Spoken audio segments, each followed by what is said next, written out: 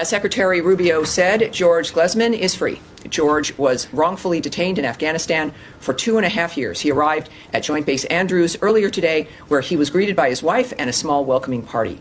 Ryan Corbett, who had been held in the same cell as George in Afghanistan, was there with his wife, Anna. We remain deeply concerned about the well-being of Mahmoud Habibi and other Americans still detained in Afghanistan. The safety and security of Americans abroad remains a highest priority of this State Department, and we are working tirelessly to bring Americans home. We are also sanctioning several additional entities and vessels in Iran's shadow fleet for shipping millions of barrels of Iranian oil to China. Iran's behavior across the globe threatens U.S. national security interests. President Trump has reimposed a maximum pressure campaign designed to end Iran's nuclear threat, curtail its ballistic missile program, and stop it from supporting terrorist groups.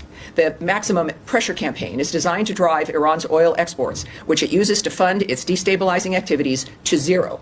Now, also, we know that President Trump has never forgotten or stopped fighting for justice after Sarah Root was tragically murdered in 2018 by an illegal alien who was driving under the influence and became a fugitive from justice. Today, 9 years after Sarah's passing, the night of her college graduation, her parents will know that their tireless advocacy was not in vain. Justice and accountability under the Trump administration prevailed as the culprit of Sarah's death has been extradited from Honduras to the United States so he can face justice once and for all. I want to express, this is the Secretary's statement, he wants to express his gratitude to the Honduran government for their cooperation in this extradition. Yes, sir. Today was supposed to be the deadline for the visa review that was called for in the executive order. There's some indication that that deadline may have actually been extended. Can you shed any light on that? I can tell you that the deadline is now not today. Okay. I can't tell you the specifics, but it's don't expect that to be that today is a day that something will have to come out. Of course, what we do know is that what I can say to you is that the Department of State is committed to protecting our nation and its citizens by upholding the highest standards of national security and public safety through our visa process. As laid out by Trump's executive order, which is what initiated this dynamic, the visa adjudication process must ensure that U.S.-bound foreign travelers do not pose a threat to the national security and public safety of the United States. This was obviously a huge discussion on September 12th, 2001. And this is an issue that Americans care about and the nation's safety requires. The department, however, does not comment on internal deliberations or communications to the extent where, at least I can tell you that the deadline is not today. Okay, and there's just one other thing, which is also kind of it's a very brief thing, but you know, this lawsuit that's going on that's been the topic of much attention about the AEA, to deport. Well, you obviously know I'm not going to speak to anything you're going to be asking me because it involves a legal process. Well, I'm filing even today. Well, I know it says that there's cabinet level discussions about using state secrets authority to. Matt, you know, and that's fine. But I have to ask. And you do have to ask, and this is, I think, for everyone watching and everyone here, they're learning from you, unfortunately. That there's that yes, absolutely ask. That's part of it. Americans wondering what is it you guys are looking at. What are you concentrating on? But also learning that when you've got a process within the legal system and also diplomatic conversations, et cetera, there are certain things that I can't speak about. And that's one of them. But thank you, sir. Thank you. Andrea Mitchell. Hi, thank you so much, Tammy. The president acknowledged today that if there are mistakes that were made in taking some of the people to El Salvador, in the identifications of people, that they will be corrected. What are the efforts or the obligation of the State Department to follow up some of the complaints from families that their relatives were taken and are not gang members and do not have a violent history, to follow up with El Salvador? What rights do people have once they are taken to El Salvador and are in that prison under human rights and under State Department procedures when they are taken under the rubric of national security? Well, a few things, of course. I don't speak for the White House or the president. He had some great comments to make earlier today, as you know, as you're referencing, and I think his comments speak for themselves. I also can't speak about the individuals who have been transported or legal mechanisms or diplomatic mechanisms regarding their status. But what I can say is that our relationship with President Bukele is excellent, that this isn't a situation where there's no communication or relationship that doesn't continue on with El Salvador or the president. And, of course, this is an issue that we also continue to focus on. So that I can tell you is if the president mentioned it, I think that sends a signal, if not more so, about his commitment and the nature of what he knows and what he says he's going to do about it, and that's where we're going to leave it. Let me just follow up, because the video certainly that was taken by El Salvador showed some harsh treatment. Does the U.S. feel any obligation in terms of human rights or legal authority when people are taken to another country, to a prison, to follow up on what the conditions are in which they're being held? Well, again, that is also DHS. It's not the State Department's purview in that kind of framework. Even the removing of people from the country is not the State Department's purview. That's a question for the DHS, but it's certainly not something I can even speculate on, or I'm not going to speak on the nature of El Salvador's process and how it handles the nature of the people that they repatriated. They're taken under the authority of the Secretary of State. Well, and that was implemented by the Department of Homeland Security. So yes. All right, now, Jen, yes. Humera from Humera. No, that's okay. This is, in all honesty, and if I was on Broadway, it might be a different situation. It's kind of hard to see.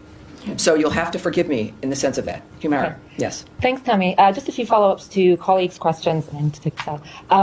You, Nadia, asked about Defense Minister Katz's comments about annexation. I just want to make it clear, does the Trump administration support Israel annexing or permanently holding territory in Gaza?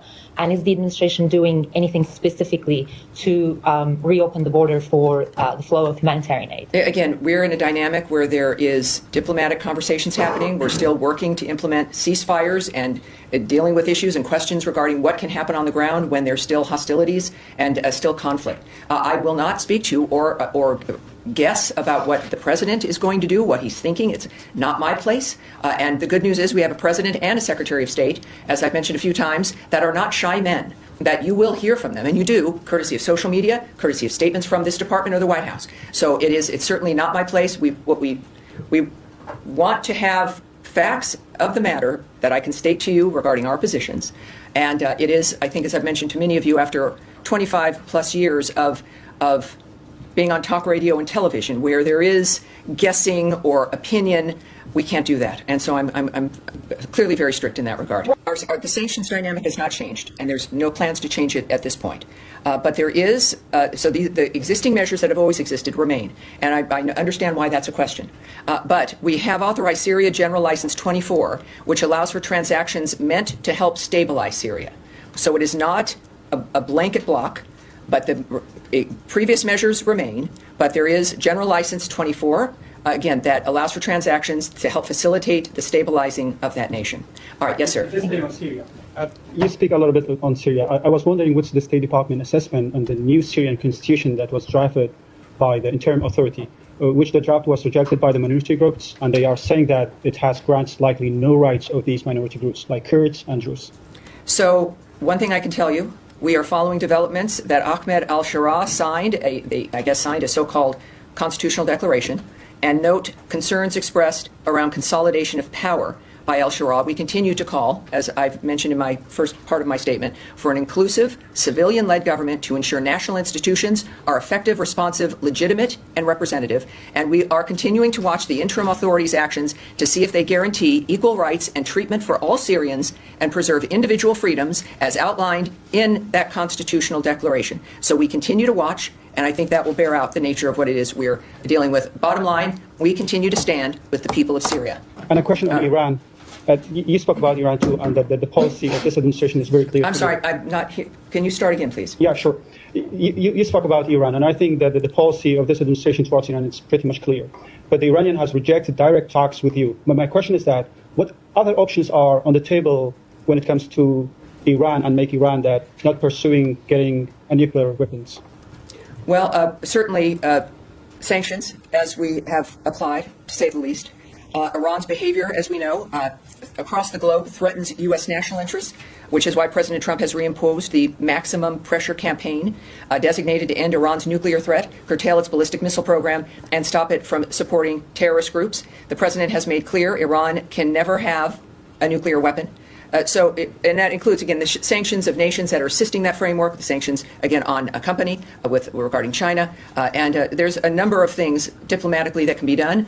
This administration has been very effective in that regard, considering their position regarding stopping malign behavior while also believing that wars have to end, to say the least. All right. Yes, Saeed, you asked before. Keep going. Thank you, Tammy. Just to follow up on the annexation issue, because it's a big issue. It's been the American position, the steadfast official position, that no to reoccupying Gaza and definitely no to annexation. So do you feel that the U.S. is going to stick to this policy, or there's going to be some change regarding this issue? And then I have a follow-up on the humanitarian situation.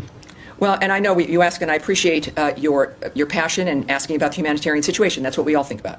We think about it here at State in a certain fashion, and you do yours. But again, when we think about rumors or suggestions or hypotheses or things talked about in the media, is not a basis for my commentary about whether or not something is or is not going to happen. We have to deal with what is continuing and not happening because of their choices. We are continuing to try to stop that. So it's interesting that we can continue to keep in light, sir, just a minute, keep in our minds the nature of what's in front of us, which is still to stop the wholesale slaughter of people, the use of other individuals as human shields, the general chaos that causes, and the fact that there are ways to stop it. And that's what we're working on now. But others, perhaps, they want us to always talk about something else to get people distracted about that thing, so you stop looking at what is the thing that we need to deal with immediately. And I look to the Trump administration and to Secretary Rubio as examples of keeping their eyes on the prize and working methodically in this moment to get us to where we need to go. Let's do it. Thank you, Tammy. You got questions about this on Monday. It will have been almost a week since there was the announcement about termination of funds to USAGM broadcasters such as Voice of America and other grantees. As a senator, Secretary Rubio was supportive of the US grantee broadcaster Radio Free Asia. He protected it from cutbacks in the past. Does he want to revive the funding for Radio Free Asia, which broadcasts into countries like China, Cambodia, and Vietnam? And is he aware that due to the funding termination, a number of the journalists who work for Radio Free Asia are potentially could face deportation back to countries like China and Vietnam, where they may face imprisonment as a consequence of the reporting work that they've done for the US government by working for this outlet? And the same goes for Voice of America journalists, who also risk deportation back to countries such as Russia, Myanmar, Belarus, China, and Vietnam. Do you have a comment? Well, I did have that question, and I have the question out to the Secretary. It's something that I'm following up with as well. It has been a story, understandably. You're interested in the answers to this. It's about waste and fraud, mismanagement. This is something that has to occur. And in any dynamic, there's going to be actions and tough decisions that have to be made. Many of us personally also have to go through that when you're looking at a budget. The president continues to take action to ensure the whole of the United States government, including executive branch agencies, are in line with the administration's policy priorities. And I've said before, and I have to keep saying, is that many, many things are fluid. And it's good why you're here and why now we're doing this 3 days a week. But also when we address the issue, as I asked about the issue of visas, there are people who are reporting certain things. And like in any situation, if you're in the United States and you have to leave, you can also apply for asylum. If you are in a situation where you believe your returning to your home country puts you at significant risk, we have clearly procedures where you can apply for asylum, and that is certainly if someone is coming from that workplace or some other situation, that's something that people can do. If you have a visa, and every situation is different. That's why we don't discuss individual visa dynamics. But if someone is here and it is a work visa and their employment is ended, there's a period of time. It's like any other visa dynamic for anyone who holds a visa, and you can learn about that at state.gov. You can there's a whole host of people that can help you. And I would guess if you're here on a work visa, that was probably a complicated, semi-complicated procedure. Is this administration willing to implement the MASA Act? Is this administration what? Willing to implement the act? Well, I'm not. That would take me knowing what their thoughts are or discussing what diplomatic considerations are, issues that I'm certainly not going to speculate on. That's a hypothetical for the most part, and I can't do that. Thank you. Yes, I'm going to Ukraine, if I may. Very quick time on Ukraine. I was hoping you could fill us in on the delegation is headed to Saudi Arabia. I know one of them is... Wait, you're going to have to stop. Maybe his mic can come up. Start again. Yeah, sure. Maybe a little bit more slowly, too. Absolutely. I was hoping you could fill us in on the delegation is headed to Saudi Arabia to discuss Ukraine. Michael Anton from this building is part of the team. Anyone else you could mention, please? And also any reaction to the overnight assault on Ukraine? Well, I'm not going to speak about the particular individuals on the teams. All right? It is senior officials. It's not principals. But that's what we have. I think it's inappropriate to discuss certainly personnel, let alone senior officials who might be on a negotiation team. It's a dynamic that clearly we'll get the results from. We'll see the details, and then we can make some assessments about perhaps who was involved and where we go next. All right, now at the end of the row here, yes, ma'am, go ahead, please. My question is on Afghanistan. After 4 years, for first time, American delegate traveled to Kabul yesterday and discussed with the Taliban senior leader. My question is, does it mean the new diplomatic approach from United States towards Taliban? And can you clarify, aside that releasing American hostage, what other topic were discussed in this meeting with Taliban? Well, I wasn't at the meeting with the Taliban. Even if I was, I wouldn't give you any details. If there was, certainly these are diplomatic considerations, and we have what the main end result, which I think is the North Star of this framework, is that an American is home. So that's what we have to care about. In the meantime, I think that there's a general series of issues that we're dealing with, but keep encouraging you to think about the nature of the subjects that are in front of us, that we're working on, that are steps in longer processes to not just keep Americans safe and get Americans home, but to change the condition of the world that's in front of us. All right, all the way in the back, gentleman with the white shirt. Yes, please. Thank you. Going back to the issue of Voice of America and like global engagement media, the State Department was very active fighting disinformation, especially through the Global Engagement Center. They were very important in unveiling Russian state disinformation campaigns, Portal Combat and others Sure. In the previous administration. I wanted to ask you if the Global Engagement Center is still active. How concerned are you that RT, Sputnik News, all that Russian disinformation outlets are going to be countered now without American state media to counter their narratives and what they have been doing in the past years? Well, that is a stretch here, and I've mentioned this on Wednesday, that we do have a lot of very familiar structures and systems that are changing. And that doesn't mean that the work stops. It means that the efforts and the outreach and the engagement will look different, perhaps. It's why we remain the greatest and the strongest country in the world. We can have these conversations. But while we're in the process of change in this fashion, it's the change of an administrative structure regarding taxpayer dollars as we assess, is the money we're spending, does it align with the values, with the agenda of the Trump administration that the American people overwhelmingly voted for to get things done? And it doesn't mean burning the house down. It means looking at how we can make it better, what needs to be changed, what needs to be reformed, so that we can spend money in a smarter, more efficient way. So yes, certain entities, certain buildings will be housed differently. Certain attitudes will perhaps change. But the goals and the attitude and the values of the United States not only haven't changed, they've been highlighted by the election of Donald Trump, a man who has brought back the notion of the idea that any American should be forgotten, that there should be no forgotten man or woman, that we have a responsibility to the world, but not in participating and facilitating wars, in doing things new and in a different way. And that includes within the structure of this government and how we apply our values. So I would argue that this is not it's not a retreat.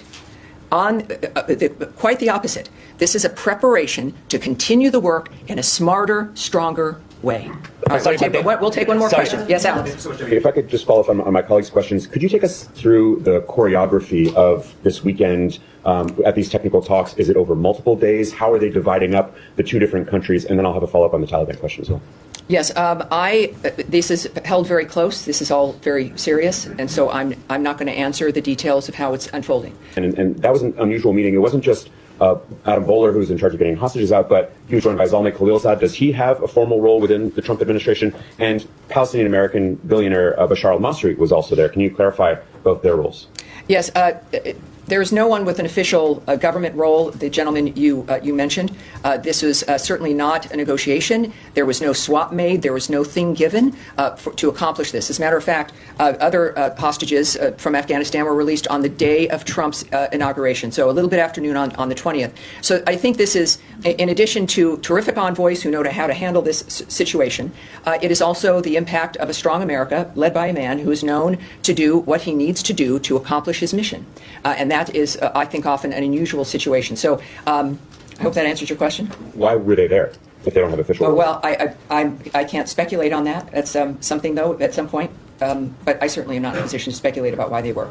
Yes, ma'am, the white jacket, and then that's going to be it for today. Sure. After the Istanbul Mayor Imamoğlu's arrest this week, there are indications that the Turkish government is now cancelling the main opposition party's latest party convention and will appoint a trustee for the main opposition. What is the U.S. government's reaction to this? Because there are opinion reports mentioning that this operation came right after President Trump and Erdogan's phone call. Is this still internal legal process matter in your view? What's your outlet again, by the way? Turkish. Oh, great, great. Welcome aboard. Well, I can tell you a few things. First, we're following the events in Turkey, as you might imagine, including the reported detention of the Istanbul mayor and a large number of municipal employees, journalists, and other individuals. We would refer you to the government of Turkey for comments on internal judicial matters. And, of course, it is worth reiterating that it's important that Turkey protect the freedoms and human rights of all of its citizens, consistent with the country's constitution and in line with our shared values and democratic traditions. There was corruption charges, mayor facing, of course, but how about appointing a trustee for the main opposition? Do you have anything on that? Well, if that is going to come up, it's not, again, my place to discuss it or to surmise or to hypothesize either. I think that's going to be it for today.